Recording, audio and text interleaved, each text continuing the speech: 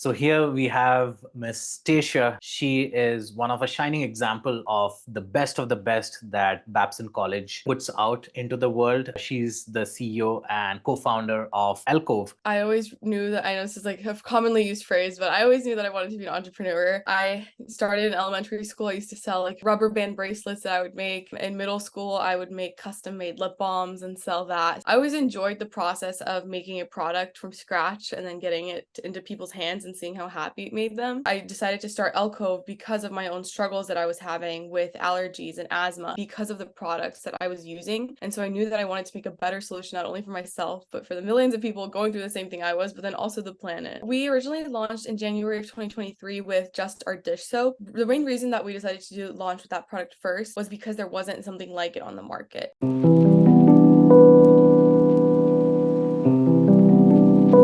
So here we have Miss Stacia.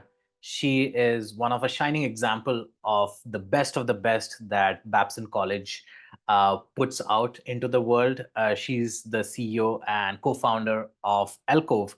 It's a zero waste home care products line. Thank you so much for taking the time, Stacia.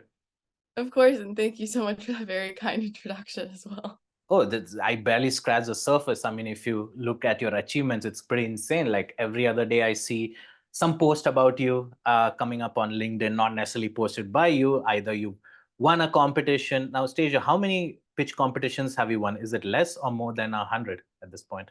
Oh, definitely less. But yeah, I've been going to a lot of competitions. I think it's a really great way to, first of all, just like practice your pitch, but also it's basically like free money, equity free money. So you can just get funding to really grow your business. Yeah. I was watching another podcast that you were part of with a professor, and then you spoke about how Elcove came into being, what is the logic behind it. But I think I really want to use this opportunity, like when I speak to entrepreneurs, to really get in their minds, to kind of shine a light on, probably things that are unsaid or, at least not publicly spoken about. So in your case, what was the driving reason for you to pursue entrepreneurship, that too at such an early phase of your life where you're still in school, where you have your academic obligations, where you have a million other things? I think you're involved in E-Tower as well as the vice president. I'm sure there are many things that you have not mentioned publicly. So what is driving you to do this? Yeah, I mean, honestly, like I always knew that, I know this is like a commonly used phrase, but I always knew that I wanted to be an entrepreneur. I started in elementary school. I used to sell like rubber band bracelets that I would make. In middle school, I would make custom made lip balms and sell that. So I always enjoyed the process of making a product from scratch and then getting it into people's hands and seeing how happy it made them. Obviously, I didn't know at the time that that was even entrepreneurship. I just kind of enjoyed it. And so I decided to start Elcove because of my own struggles that I was having with allergies and asthma.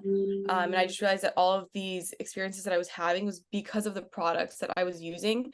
And so I knew that I wanted to make a better solution, not only for myself, but for the millions of people going through the same thing I was, but then also the planet. And when this idea came to you, was it did it come to your mind like a flash and then you started working on it, or did it curdle over a few days or a few months and then it started becoming into reality? Like, what is the reality of, in your case, how Elcove came into being? Oh yeah, I mean, it was a very, very long process. I came up with the idea originally in high school.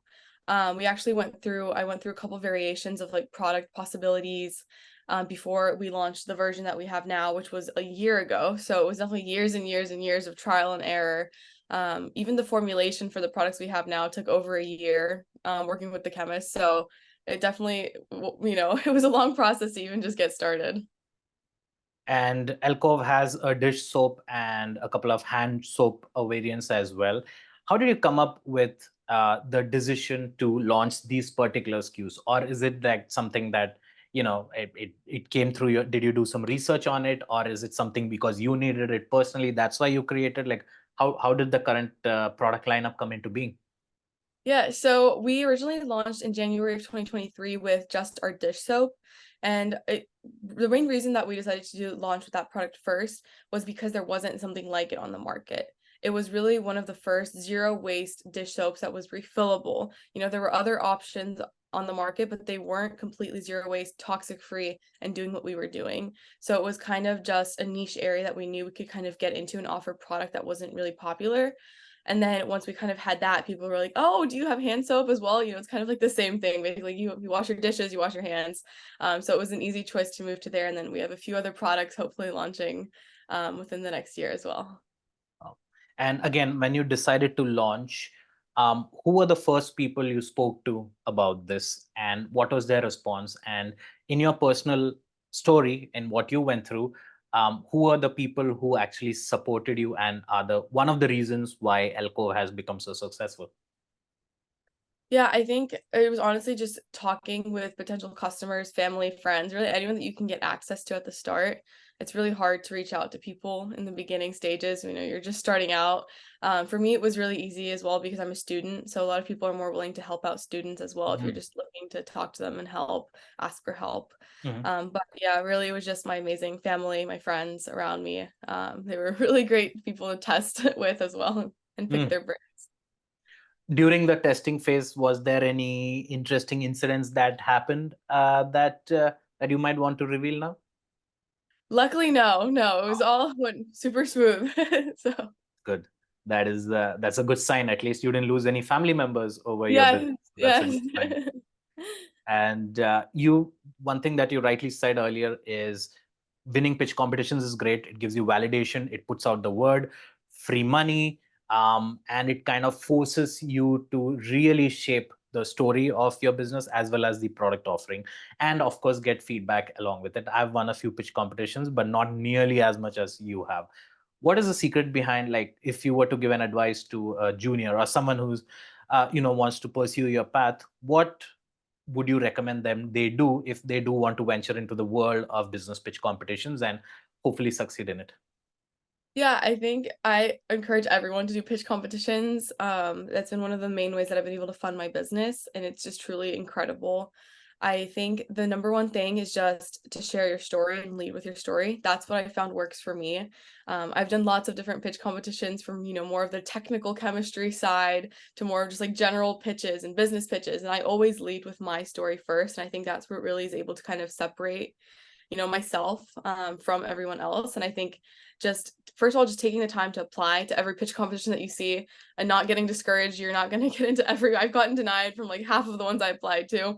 So just keep applying, keep applying. And then when you get in, just, lead with your story and just show your passion. I think that's also very important. Speaking about your story, I think one thing that you do exceptionally well, and I myself am inspired by it, is how you market yourself or how you share your story to the outside world, specifically on LinkedIn. In my case, that I see you have a couple of pictures with you holding like large scissors, which is brilliant. You obviously have a lot of posts that tag you because you won the competition or you're part of some event. That's great. And also, I think that if you go through a lot of the content that you put out, it's not so much, hey, look at what I've done. It's more like, hey, this is my story. This is what I experienced. And these are my thoughts based on my story and experiences. So, again, advice time for other entrepreneurs, budding entrepreneurs. It is a good idea to share your story because people care about stories, people can relate to them and support you in a way. What would your advice be for them when they do decide to pursue entrepreneurship and decide putting themselves out there in the world to see? Yeah, definitely try to just lead with your story again.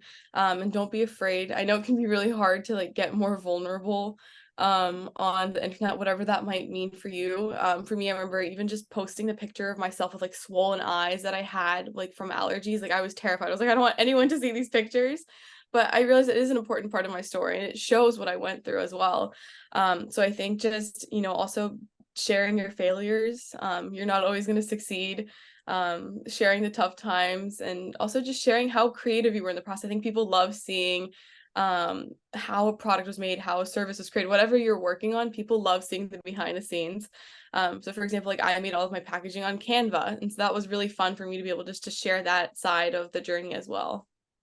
That's funny because like when we started working together with Zena and Elcove, I think one of the first things that I asked you is like, hey, can you connect me with your designer? I would love to make a few changes. And you're like, yeah, you're talking to her. And I'm like, Yeah. oh, okay, all right. That's interesting because I mean, designing, being creative is a certain skill set that not a lot of people have. But you seem to have pushed yourself to move towards that direction and use tools like Canva to just bring about the packaging. So how was that journey like? Did you do it because you were good at it, or you liked it, or you felt that that is something you wanted to test out yourself? Yeah, I think it was a mix. I mean, I really enjoy being part of the creative process. But it also comes down to the fact that at the end of the day, like Elcove is a startup, and especially when you're, trying to launch a product, we didn't have a lot of funds, and so I had to learn to be creative. I had to learn how to do everything myself. Spent lots of time researching, testing, playing around on Canva, looking what other people were doing. So it was a mix of kind of necessity to do it, and also just wanting to be a little bit part of the process. But hopefully in the future, I don't have to be as involved with every step. Now let's talk about something else, but it's very relevant to entrepreneurs: mental health. Have you received any feedback, unsolicited or otherwise, that kind of hooked you in the wrong place, affected you, maybe annoyed you for a few hours? Has that ever happened? And if so, like, can you share what that was? Yeah, I mean, mental health with entrepreneurs is super important. It can be very, very lonely as well with everything that you're doing, and a lot of people are going to have advice and feedback for you, whether you ask for it or not. I think it's just like everyone always has the best intentions for you. But at the end of the day, I think it's just important that you know yourself best, you know your capacity, do what you love, but don't push yourself too much as well. Loneliness is a very interesting, like, obviously entrepreneurs have experienced it, but from the outside it may seem, wow, flashy. They've raised money, they have a product, look at them, being so confident on stage, putting themselves out there, amazing. It's like a beginning of a Netflix show. But very few people realize what the mental stress is, the responsibility of pushing yourself and everyone around you and your product and your customers ahead, and constantly repeating the same thing about your business, trying to reach as many people as possible. It is extremely lonely.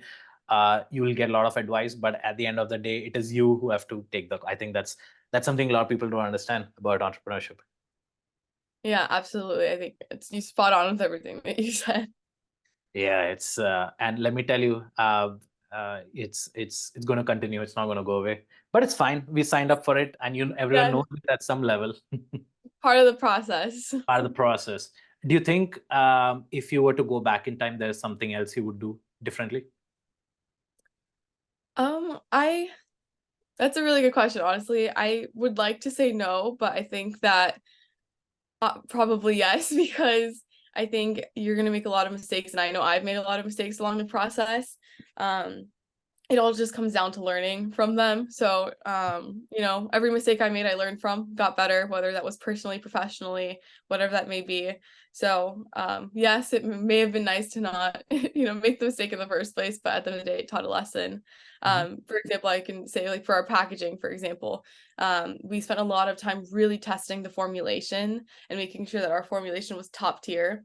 And we created packaging that we also tested, but we didn't spend enough time testing it as much as the formulations. And so we had to redo the packaging to make it new because it wasn't holding the product as well as we wanted it to. So I just learned, you have to really test every aspect of your product as well, and not, rush production too fast. But Hmm. yeah, all comes down to learning.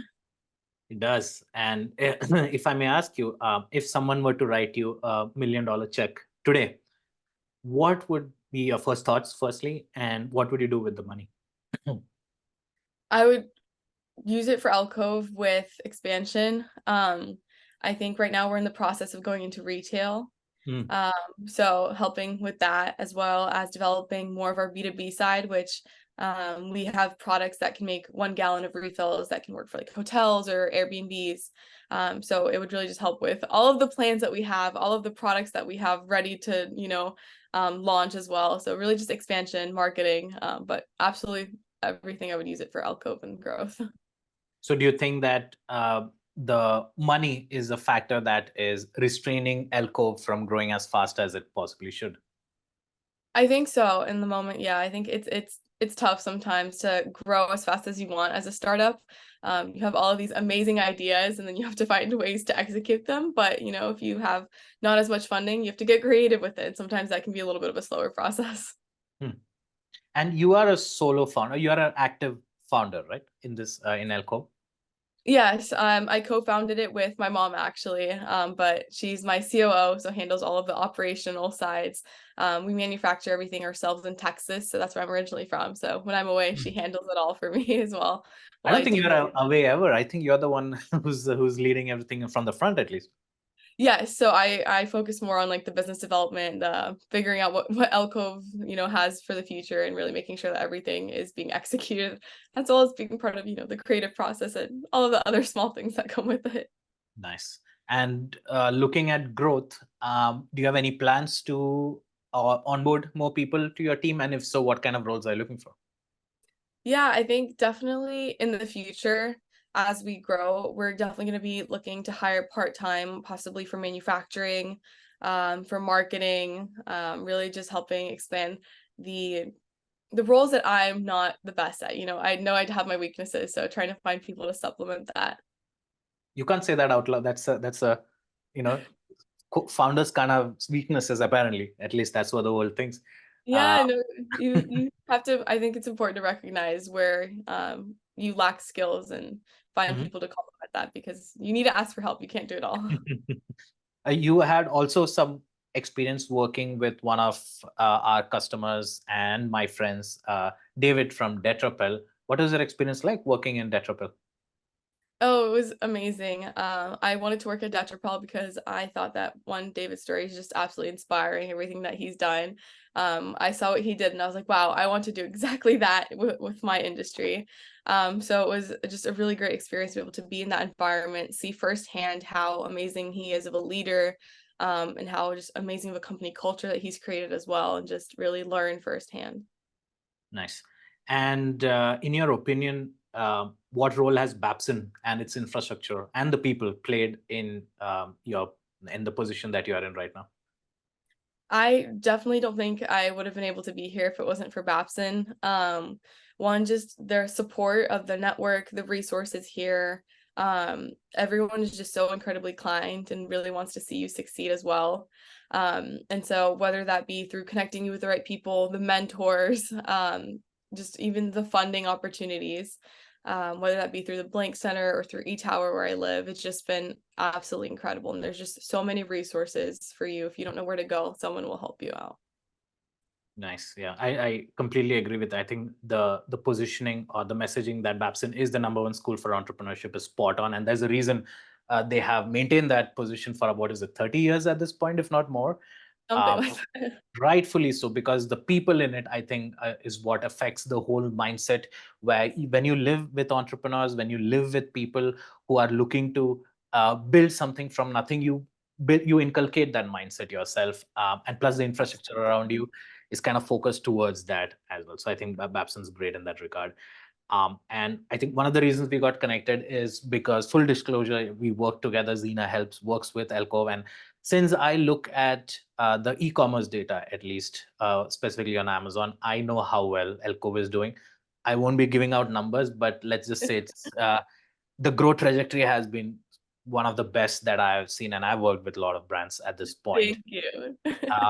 And I would contribute that squarely at how good the product is, packaging, of course, messaging, how it resonates with people, the number of customers who are coming time and time again from buying it.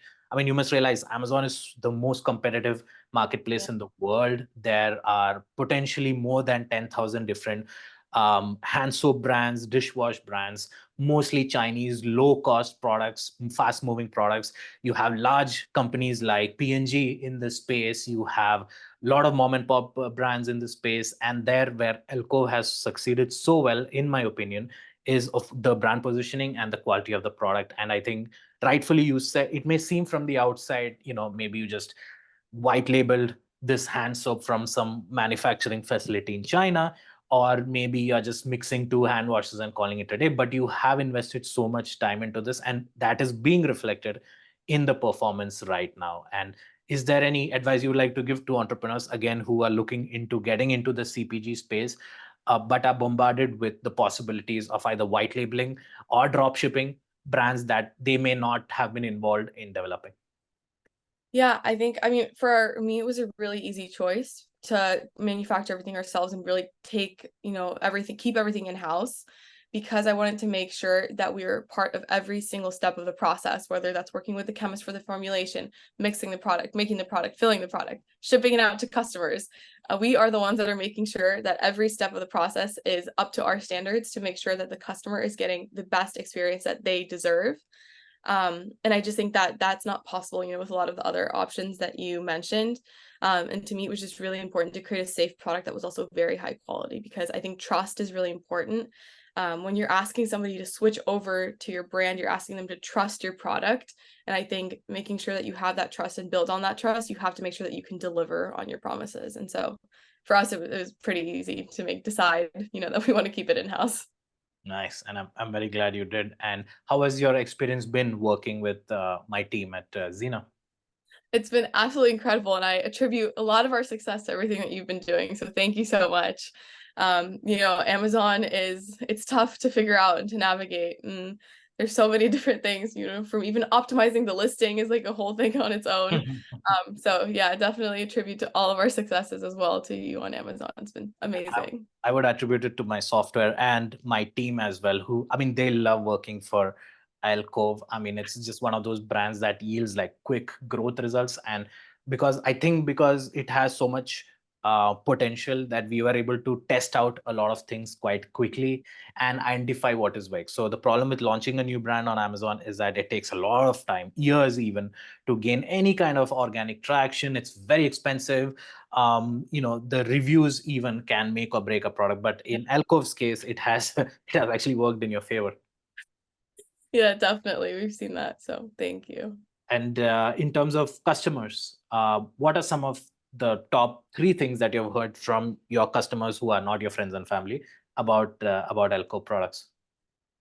Yeah, I mean, luckily we've been getting lots of great feedback, which is amazing to see. I think some of the products or some of the reviews say that, wow, that's like this product actually works, which is really important as well for more of like the natural side, non-toxic formulations. It's just been great to see how people love the experience of receiving the product as well. All of our kits come with these little knit animals. I have one right here I can show, but these I did little knit not know that. animals. Is that an octopus? Yes, we have an octopus, a turtle, and a whale. And so when someone Look orders at a starter that. kit, there's a little surprise in there for them. And so just getting to see that whole experience has been mainly those reviews as well. That is, do you knit those yourself? Like, where do you get those?